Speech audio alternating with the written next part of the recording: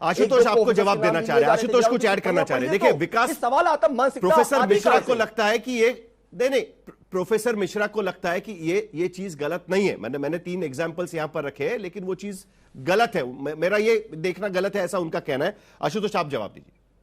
देखिए प्रोफेसर मिश्रा क्या कह रहे हैं मुझे उससे फर्क नहीं पड़ता है, लेकिन वो अपने मन में जानते जो बात वो कह रहे हैं वो खुद उससे कन्विंस नहीं है। उन्होंने हरियाणा के उस नेता के ऊपर कोई टिप्पणी नहीं की है जिसने कहा है कि ये वॉरियर महिलाएं नहीं थी इसलिए अपने पतियों को खो दिया। मतलब ये इससे ज्यादा घृणित, इससे ज्यादा घटिया, इससे ज्यादा मतलब बात हो ही नहीं सकती। और वो किस पार्टी से सबको मालूम है, और हरियाणा में किसकी सरकार सबको मालूम है। तो ये कहना कि विधि के हिसाब से चीजें चल रही, कानून के हिसाब से, अरे किसको बेवकूफ बनाया जा रहा भाई? वो भारतीय जनता पार्टी से जुड़े हुए हैं इसलिए उनके खिलाफ कोई कार्रवाई नहीं हो रही। और भारतीय जनता पार्टी के लोगों के लिए कानून अलग है, संविधान अलग है। और अभिव्यक्ति की आजादी पर जब रोक लगी थी, देखिए मैंने आपके बीच में नहीं बोला मिश्रा जी, मैंने आपके बीच में नहीं बोला प्लीज, कानून का पालन मैंने किया जा आपके रहा बीच था। में नहीं बोला प्लीज प्लीज, गलत टिप्पणी मत करिए, गलत मैंने आपके बीच में नहीं बोला, मैंने आपके बीच में नहीं बोला। प्लीज आप प्रोफेसर है, प्रोफेसर धर्म का निर्वाह करिए। महत्वपूर्ण सवाल क्या है? भारतीय जनता पार्टी को भारत के संविधान में कभी यकीन था ही नहीं, आरएसएस को कभी यकीन था ही नहीं। अगर नहीं है तो मैं चलिए अभी पूरा इतिहास खोद के बता देता हूं। आप 1951 की बात करते हैं, मैं तो कहता हूं 1950 के अंदर जब आरएसएस के लोग क्या कह रहे थे, ये तो भारत का संविधान, ये तो अपशकुन है, इसमें भारत की आत्मा नहीं है। तिरंगा ये तो अपशकुन है, इसमें तीन वो है। मैं बता देता हूं कि क्या कहते हैं आपके सुदर्शन ने क्या कहा था, भारत का संविधान स्क्रैप इट। और रज्जू भैया ने क्या कहा था, भारत का संविधान इसका कोई मतलब नहीं है। तो ये 51 के आड़ में छुपना, और अब तो फैज की नज़्में पर भी भारतीय जनता पार्टी को डरने लगने लगा। फैज की नज़्म को, अरे जब आपके घर की बच्ची 18 साल की होती और वो जेल में जाती तब आपको दर्द होता, तब पता चलता कि दरअसल जेल में होने का मतलब क्या है। लेकिन दिक्कत क्या है, दिक्कत क्या है कि भारतीय जनता पार्टी पर कोई टिप्पणी नहीं करेंगे। जरा इनसे पूछिए कि हरियाणा के जांगड़े ने जो बोला था वो घृणित है, वो घटिया मानसिकता है या मानसिकता नहीं है, या उसको भी सपोर्ट करते हैं। प्रोफेसर मिश्रा जल्दी से, उसके बाद अभिषेक झा के पास जाना है मुझे। प्रोफेसर मिश्रा। साहिल जी, मैंने सबसे पहले कहा, आशुतोष जी ने शायद सुना नहीं कि जो भी XYZ belonging to any party जो भी इस तरीके का बयान देता है वो अक्षम्य है, निंदनीय है, उसकी कहीं पर कोई इफ और बट नहीं है। पर बात कर रहे हैं। दूसरी बात मैंने ये, आशुतोष जी जब नहीं आशुतोष जी नहीं तो इन्होंने कहा ना कि ये इन्होंने टिप्पणी नहीं की। दूसरी बात, आप राष्ट्रीय स्वयंसेवक संघ की बात कर रहे हैं, आपको राष्ट्रीय स्वयंसेवक संघ के आर भी मालूम है, अनावश्यक रूप से आप टिप्पणी करने लगते हैं। पूजनीय श्री गुरु जी की चिट्ठी आपने पढ़ी है, द देन रिटर्न टू जो है मेनन सेक्रेटरी को क्या लेटर लिखा गया है? नहीं, आप क्यों बात कर रहे हैं? नहीं क्यों? आपको जब मालूम नहीं है पूजनीय श्री गुरु जी की चिट्ठी लिखी हुई है, उसमें सारी बातें क्लियर कट लिखी हुई है। मैं आपको चिट्ठी पढ़ा दूं, मैं आपको चिट्ठी पढ़ा दूं, लेकिन नहीं, आपका वैचारिक, अरे मैं समझता हूं कि मैं आपकी कह दीजिए आपको राष्ट्रीय स्वयंसेवक संघ से नफरत है। ठीक है, आपको नफरत है, मैं आपको चुनौती देता हूं। गलत कह रहे हैं आप गलत कह रहे हैं। मैं एक बार फिर आपको मुद्दे पर लाना चाहता हूं। मैं पूजनीय गुरु जी समग्र मिश्रा जी और आशुतोष, नहीं आशुतोष और मिश्रा जी, आज आरएसएस हमारा डिबेट का टॉपिक नहीं। एक मिनट, आरएसएस हमारा डिबेट का टॉपिक नहीं है, उस पर हम अलग से चर्चा करेंगे और मैं दोनों को आपको बुलाऊंगा।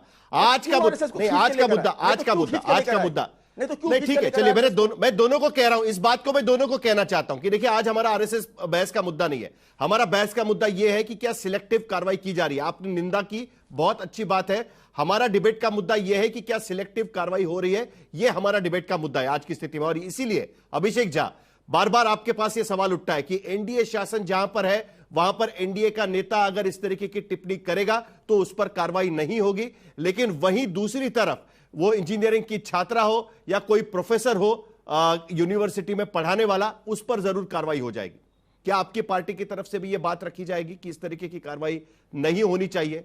पुलिसिया कार्रवाई को लेकर सवाल है सारे, अदालत का मामला नहीं है। साहिल जी, हमारा मानना है कि देश का संविधान सबके लिए बराबर है, देश में कानून सबके लिए बराबर है, आम और खास कोई अंतर नहीं है।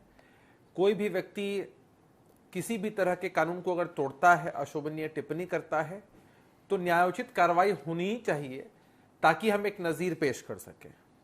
आपने जिक्र किया मध्य प्रदेश के मंत्री हैं विजय शाह जी, उन्होंने जो बयान दिया उसको सबने कंडेम किया।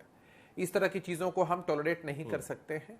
हमारी बहन सोफिया कुरैशी जी हैं, उन्होंने बहुत बेहतर तरीके से अपने दायित्वों का निर्वहन किया है। और फ्लो में कई बार होता है कि लोग एक स्टेप आगे बढ़ के ही बोल देते हैं, जिसकी वजह से चीजें इस दिशा में बढ़ जाती हैं। उन्होंने माफी मांगी है, लेकिन न्यायालय ने इसको उचित नहीं समझा और एसआईटी गठित हुई है, उन पर जो भी कार्रवाई होनी है वो होगी और कोई पार्टी उनको डिफेंड करने के लिए यहां पर नहीं खड़ी है।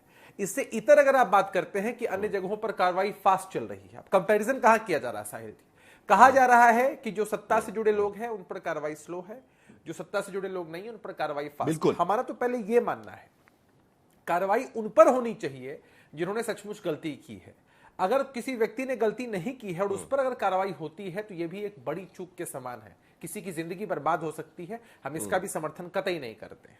अब दूसरी तरफ किसी पर फास्ट कार्रवाई अभिषेक जी, मैं दो एग्जांपल रखूं आपके पास। कार्रवाई होनी चाहिए। आपने सही कहा, बहस का विषय आपने सही कहा, आपने सही कहा।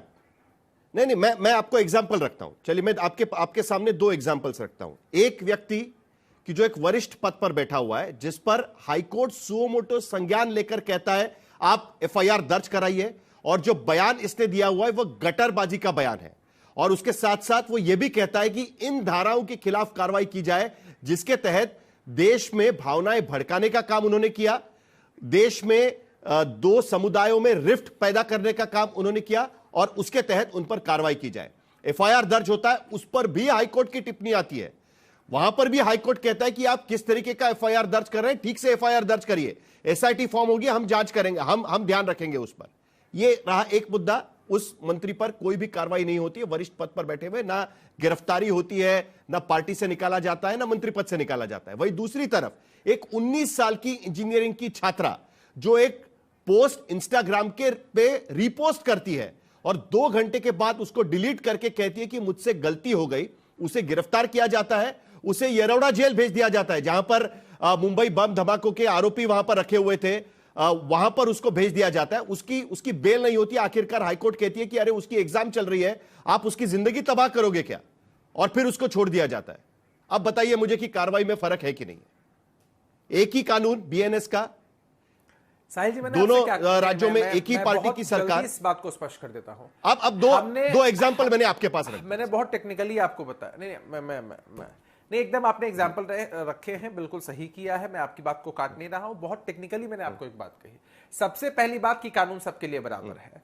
दूसरी इंपॉर्टेंट बात कि आम और खास में कोई अंतर नहीं करना है। तीसरी इंपॉर्टेंट बात कि अगर किसी ने कुछ गलती नहीं की है उस पर कार्रवाई होती है तो यह बहुत बड़ा ब्लंडर है। चौथी बात कि किसी पर अगर फास्ट कार्रवाई हो रही है तो इसमें कोई आपत्ति की बात नहीं है। आपत्ति पांचवी बात पर है कि अगर किसी ने गड़बड़ी की है और उसको किसी भी माध्यम से अगर संरक्षण मिल रहा है, समाज में एक नेगेटिव तस्वीर पेश हो रही है, तो यह बात उचित नहीं है, हम इसका समर्थन नहीं करते हैं।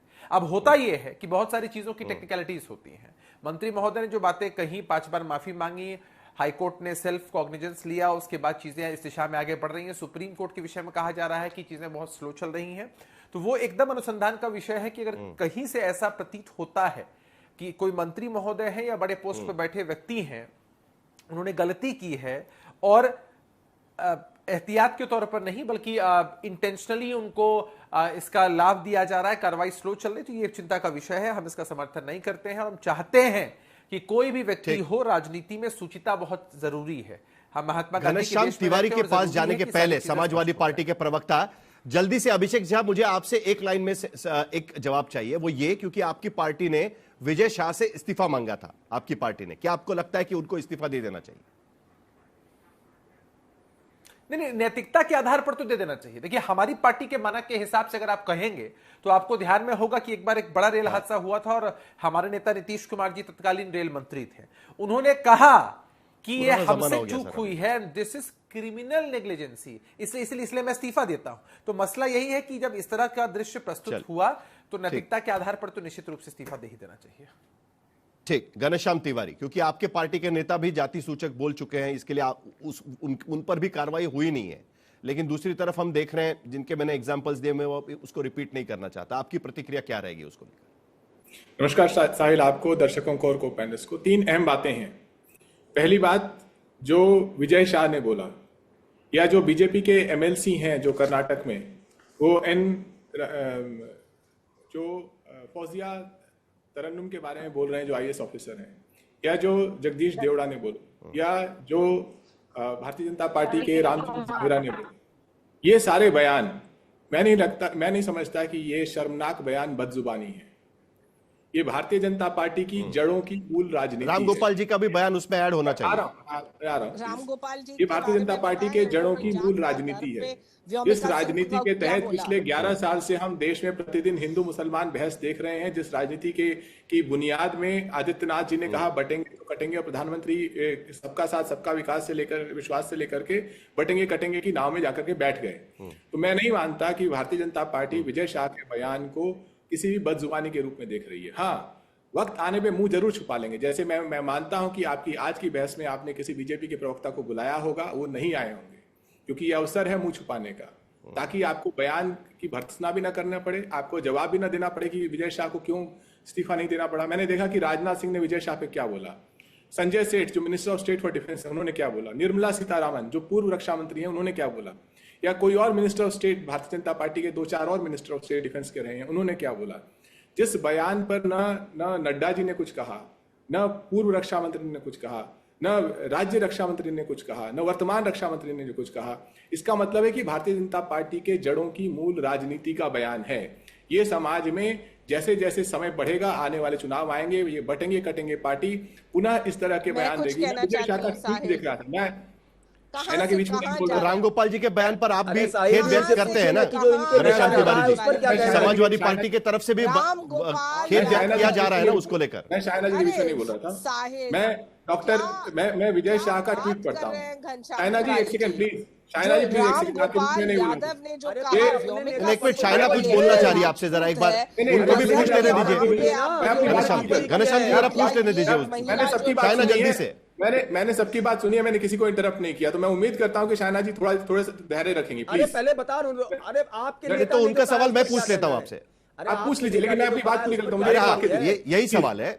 एक वाक्य अभी मिश्रा जी भी सवाल पूछ रहे हैं। साहिल मुझे जवाब देने दीजिए। ये बड़ा इंटरेस्टिंग है, ये बड़ा इंटरेस्टिंग है। देखिए कोई भी कुल मिलाकर हमको तो आशुतोष इस बात को लेकर बात करनी चाहिए। मिश्रा जी एक मिनट, मिश्रा जी एक मिनट, मिश्रा जी ऐसे नहीं साहिल, मिश्रा जी एक मिनट, मिश्रा जी एक मिनट, मुझे अपनी बात रखने दीजिए। मिश्रा जी एक मिनट, सिर्फ घनश्याम तिवारी बात करेंगे और मैं उनसे सवाल पूछूंगा। जरा प्लीज बाकी लोगों को जरा शांत करिएगा।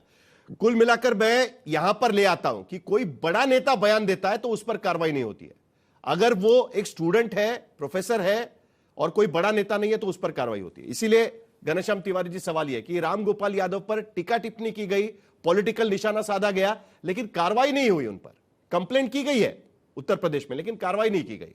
तो आप खेद व्यक्त करते हैं क्या राम गोपाल यादव जी के बयान को लेकर, ताकि हम चर्चा आगे बढ़ा दें? मैंने उस बयान को वर्बैटिम मैं चाहता हूं कि आप दर्शकों को सुनाएं या पढ़ के सुनाएं पूरे बयान को।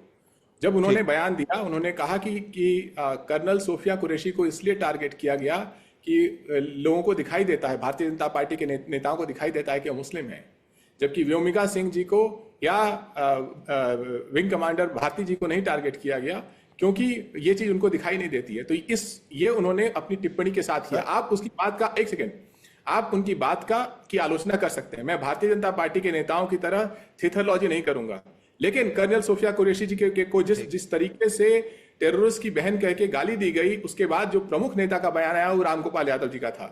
मैं एक आखिरी बात करके अपनी बात पूरी करता हूं जो पूरी नहीं हुई थी। मैं विजय शाह का ट्वीट देख रहा था, मैं उसे पढ़ना चाहता हूं। विजय शाह ने ट्वीट क्या किया 5 दिनों पहले। उन्होंने कहा, मेरा आशय किसी भी धर्म, जाति एवं समुदाय को ठेस पहुंचाने या आहत करने का नहीं था। क्या ऐसा ट्वीट आदित्यनाथ कर सकते हैं? वही चीज आप कह रहे थे, पहचानने वाली नहीं, ये जो कपड़ों से पहचानने वाली पार्टी है, कटेंगे तो कटेंगे कहने वाली पार्टी है, जो ऐसे मुद्दों पर अपने प्रवक्ता को भी नहीं भेजती, ये पार्टी कभी भी हिंदू मुस्लिम विवाद पे यही आज की चर्चा का जो मुद्दा था ना, वो यही मुद्दा था। हमने सभी लोगों से बातचीत की, सभी लोगों से हमने सवाल पूछे। कुल मिलाकर एक बात नजर आती है। देखिए, आज बीएनएस की जिन धाराओं के तहत कार्रवाई करने की कोशिश की जा रही है, एफआईआर किए जा रहे हैं, वो उन्हीं धाराओं के तहत इससे पहले भी 152A के तहत कार्रवाई करने की कोशिश की जाती थी, लेकिन आज तक किसी भी बड़े नेता पर भड़काऊ बयान देने के लिए कोई भी कार्रवाई पूरे अंत तक नहीं पहुंच पाई है। वहीं दूसरी तरफ अगर कोई स्टूडेंट है या कोई प्रोफेसर है, उसे तुरंत गिरफ्तार किया जाता है। यह बात यहां पर कुल मिलाकर सामने आती है, फिर भले वो नेता किसी भी पार्टी का। खींचा लेदर होगा लेकिन पुलिसिया कार्रवाई नहीं होगी। और यही कहीं ना कहीं हमें बात करने की जरूरत है और इसीलिए हमने ये चर्चा भी रखी थी। और अब छुट्टियों के बाद एक बार फिर सुप्रीम कोर्ट के सामने ये मामला आएगा, एसआईटी का नया रिपोर्ट आएगा, उस पर भी हम चर्चा जरूर करेंगे।